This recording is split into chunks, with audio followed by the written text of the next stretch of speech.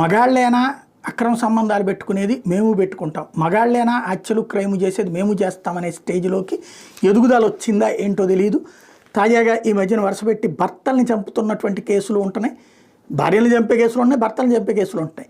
ఇక్కడ ప్రేమించి పెళ్ళాడిన భర్తను ప్రియుడి సాయంతో మహిళ దారుణంగా హత్య చేసింది. ఆ తర్వాత ఇద్దరు కలిసి మృతదేహాన్ని ఏకంగా 15 ముక్కలు నరికారట.